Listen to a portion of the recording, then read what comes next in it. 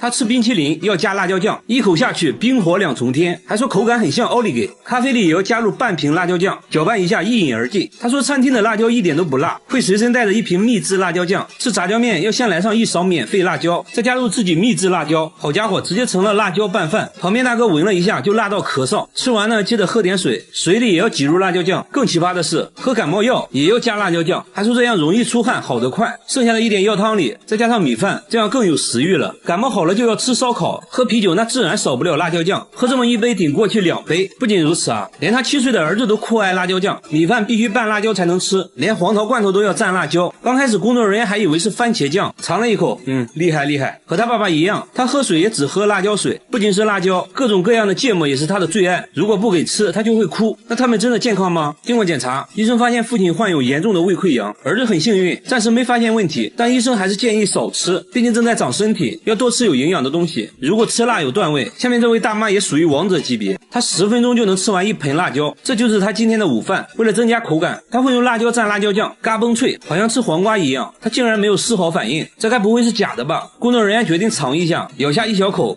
差点被送走。大妈淡定地看着一切，不一会儿就干完了一盆。为了测试她能吃多辣，节目组准备了世界各地的辣椒，大妈看得两眼放光，这么多辣椒看着就好吃。首先出场的是来自墨西哥的胡椒，大妈说还不错啦，很甜。接着是烟熏辣椒，吃着像柿饼。第3个是来自泰国的辣椒，吃起来脆脆的像薯片。一旁的工作人员都看乐了，再次尝试，还是辣到不行。大妈感觉很莫名其妙，根本就不辣嘛。虽然大妈很能吃辣，但也有她吃不了的东西，她不能吃洋葱和大蒜，一吃就会满脸通红，甚至会吐血。为啥会出现这种奇葩现象？医生提取了辣椒素，对大妈进行感官测试，把沾满辣椒素的棉签插入鼻孔，大妈一点反应没有。医生认为大妈对辣椒素不敏感，而大蒜之所以辣，是因为含有大蒜素，大妈对大蒜素非常敏感，所以才会觉得辣。即使这样，我觉得大妈也属于吃辣的王者级别了。然而下面这位小姐姐表示不服，冰淇淋加辣椒酱，这是她的神仙搭配，她一天就要吃3瓶辣椒酱，橱柜里也摆满了各种辣椒酱，每顿饭都要加上新鲜的辣椒段，还说辣椒能帮自己释放压力。现在她要挑战当地最辣的炸酱面，还要求厨师多放1斤辣椒面。即使这样，她还是不满足，在面上又加了辣椒段，吃得一脸惬意，周围人都觉得不可思议。节目组给她准备了3种当地最辣的食物，第一个是辣炒年糕，刚吃一口她就笑了，没什么感觉嘛。第2个是辣酱咖喱，这个有一点点感觉，很快就干完了一盘。第3个是魔鬼辣鸡腿，仔细品尝下还是一点反应没有。她说从来没有吃到过让自己感觉辣的东西。听到这话，节目组放出了大招，端上来一盒死神辣条，是用世界上最辣的龙息辣椒制作的，辣度是普通辣椒的220倍。据说这玩意儿只能中午吃，很多人吃完都坐上了依维柯大金杯。小姐姐也重视了起来，扎上头发，准备好牛奶，挑战开始。她一口吞下去，仔细嚼了嚼，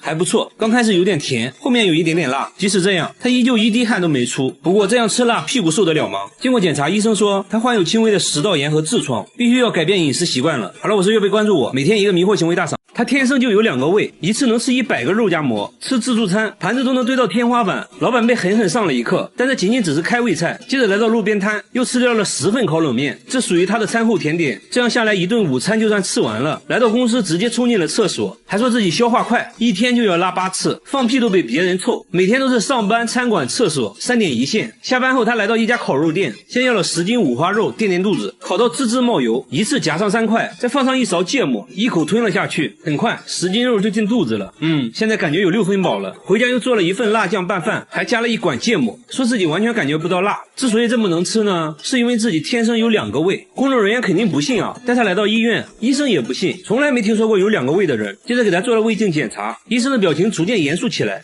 看起来好像真的有2个胃。接着又推他照 CT， 观察他的消化过程。当他吃下东西，胃部很快凸出来一大块。医生说其实他没有2个胃，只是他长期暴饮暴食，胃被撑大了1倍而已。为了健康必须要控制饮食，小哥也表示会慢慢改变饮食习惯。之后他还做起了美食博主，给大家传递健康的饮食理念。和他一样，下面这个小哥从小就与众不同，他背上长了一颗巨大的黑痣，从脖子一直延续到后背，上面长满了毛发，又粗又硬。工作人员摸了摸，非常扎手。小哥说刚开始只是一个小黑点，慢慢的就长成了一大片，甚至腿上也长了大大小小的黑痣，走到哪都是别人议论的焦点，围观群众都看懵了。但小哥很大方，还主动让人摸摸看，满足他们的好奇心。小哥认为为自己是独一无二的，不会刻意把黑痣隐藏起来，别人的指指点点小哥并不在意。然而小时候却不是这样的，上学时一直遭到同学的嘲笑，都说他是怪胎，还给他起了很多外号，这让他很自卑。老师一直鼓励他，既然无法改变现状，首先自己就要接纳不完美的自己，让内心充满正能量，不要在意别人异样的眼光。从那之后，他会大方展示自己的与众不同。妈妈说之前家里穷啊，没钱给儿子看病，错过了最佳治疗时间。不过呢，节目组就是大气，直接带小哥来到大医院，医生检查了半天，说因为黑痣一直在生长，现在要先确定黑痣是否病变。接着一番全面检查，医生给出的结论是可以慢慢的逐步去除黑痣。听到这话，小哥对生活更加充满希望。我觉得小哥是很值得我们学习的，保持乐观的心态最重要。然而下面这家人更神奇，他全身没有骨头，把手按在凳子上，他可以围着凳子转圈，正常人手臂只能转200度左右，他却能转360度，还说一点都不疼。圆规画圆都不用倒手，一气呵成，洗碗也变得很方便，还上过节目，主持人都看懵了。然而他其他部位却非常僵硬，脚踝能转动的幅度很小，把腿绷直，双手也够不到地面。他觉得自己手臂没有关节，所以才能旋转360度。为了搞清楚怎么回事，节目组带他来医院做了全面检查。医生说他的肩关节和肘关节活动范围比正常人要大，骨头并没有什么问题，而且这种技能好像还遗传，他女儿也能360度转动啊！不仅如此，他弟弟也有过人之处，弟弟天生就有个长舌头，足足有10厘米，舌头轻轻松松可以舔到鼻子，如果借助外力的话，甚至能够碰到眼睛。和朋友一对比，比朋友的舌头长2倍，吃酸奶都比别人吃得干净，酸奶底部被舔得干干净净，狗见了都流泪。那为什么会有这么长的舌头？医生检查过后说，一方面是有遗传原因，另一方面经过他长期训练，舌头附近的肌肉很发达，能很好的控制舌头，经过测量足足有10厘米，好像已经打破了世界纪录，真是奇奇怪怪的一家人。好了，我是月贝，关注我，每天一个迷惑行为大赏。他把风油精涂在眼睛上，一天就要用掉1瓶，边涂还边笑，说涂完神清气爽。大叔随身都带着2瓶，家里到处都是风油精，看电视的时候涂，开车的时候涂，半夜也要涂1次。最急的人是他老婆，怕他涂死了，而他自己却说自己根本离不开风油精。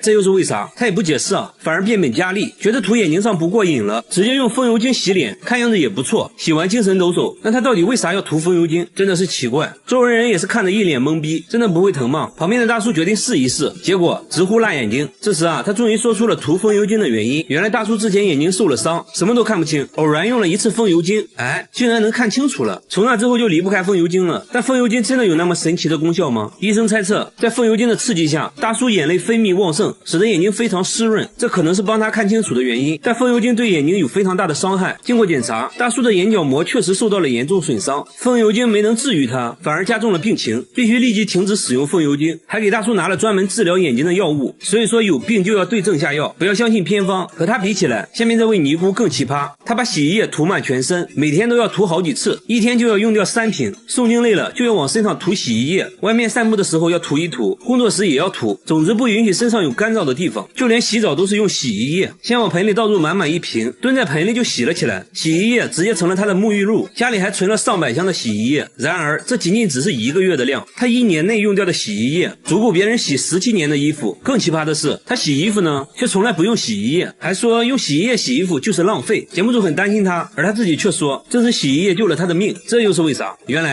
去年他遭遇了入室抢劫，受了严重的外伤，虽然恢复了健康，但皮肤依然瘙痒不断，有天实在痛到无法忍受，莫名其妙涂了一点洗衣液，没想到皮肤一下就不痒了，还治好了自己的脚气，从此就一直使用洗衣液了。节目组还是担心他的健康，带他来到医院检查，医生说伤口愈合的时候痒一点是正常的，但由于洗衣液的刺激，他的皮肤变得很干燥，还得了皮炎，必须停止使用洗衣液。他也很听话，回家就把洗衣液都丢了，用上了正规的护肤品。和他一样有奇怪癖好的还有下面这位奶奶，她把凡士林涂在眼睛上，每天用1盒，已经这样做了30年，涂完还要做眼部运动，耳朵后面脖子上也不能少，再挖上一大勺涂在膝盖上，说可以治感冒，脚上也不能少，据说治脚气一绝。肚子疼呢就涂在肚脐眼里，手上有伤口也可以用，还说能加快伤口愈合。凡士林在他这里可以说是包治百病，一天就要涂3次，家里任何地方都能找到凡士林。医生说虽然凡士林有滋润皮肤的效果，但是要适量。奶奶呢却什么话都听不进去，因为她认为自己亲身体验过凡士林的神奇效果。奶奶出门可以不带钱包，但不能不带凡士林。来到公园就开始锻炼，爬上爬下，看起来身体确实很灵活。这还没完，奶奶还展示了自己的绝活劈叉。要知道奶奶今年已经80了，然而她的迷惑行为还不止这些，晚上睡觉前会拿2个木棍在身上来回敲打，说可以疏通经脉。为了健康，她把大部分时间都都拿来锻炼身体。那他现在情况如何？医生检查过后说，奶奶的眼睛出现了角膜发炎，不能再往眼睛上涂凡士林了。凡士林带给奶奶的只是一种心理安慰，对健康并没有什么好处。运动才是她保持健康的最大原因。好了，我是岳飞，关注我，每天一个迷惑行为大赏。监控每天都能拍到一个神秘物体，通体白色，还带2个小翅膀，一闪而过，速度极快。刚开始呢，工厂保安认为是塑料袋之类的东西，但每天都出现就很不正常了。员工在监控附近找了半天，都没有看到任何塑料袋，诡异的现象不断出现。工厂另一个监控也拍到了奇怪画面，有一束强光射在地面上，好像是外星飞碟在盘旋，同时还能听到狗在大叫。出来呢，却什么都没有看到，光束只能被监控拍到。这件事很快惊动了工厂老板娘，老板娘呢是个文化人，她才不信什么飞碟之类的，让员工用纸飞机模拟白色物体，在监控前丢出纸飞机，监控显示纸飞机全身也发着光，和刚开始拍到的物体很像。这就对了嘛，之前的白色物体肯定也是个什么垃圾之类的。老板娘又让员工用强光手电模拟光束，虽然在监控上能看到强光手电形成的光晕，但是和之前稳定的光束完全不同，无论怎样模拟都达不到之前的光束效果。老板娘怀疑监控设备出了问题，找来监控售后人员检查了半天，售后却说设备一切正常。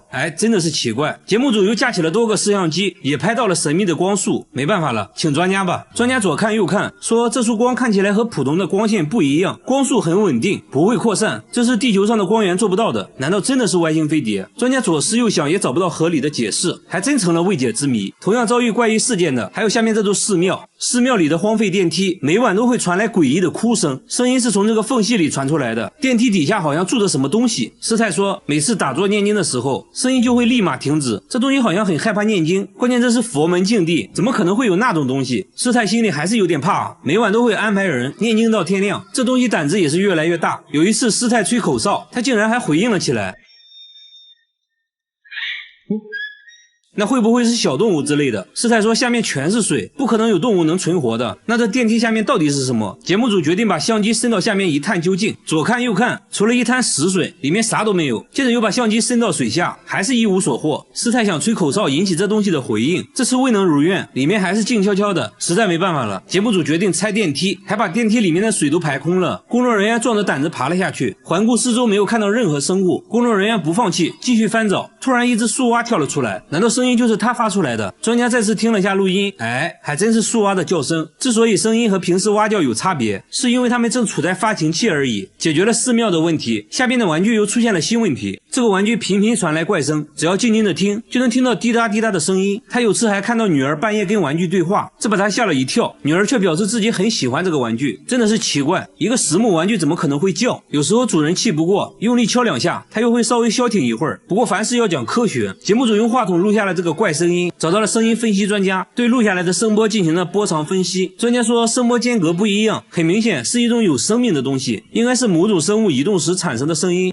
真是见了鬼了。主人拿的玩具又找到了一位木工，木工研究了半天，说自己没有听过这种声音，这不像是木头能发出来的。所以床里真的有某种生物吗？主人做了个奇葩的决定，把玩具带到了医院。干嘛呢？上 CT 机。医生们也是第一次给床做 CT， 看了半天，终于看到了一点点奇怪的地方。这个木头边框里面有个3厘米的东西，经过反复实验观察，医生确定这就是一只3厘米长的虫子，而且还发现了虫子吃木头的痕迹。看到这个东西，夫妻是想哭又想笑，原来都是他在搞鬼。好了，我是岳飞，关注我，每天一个迷惑行为大赏。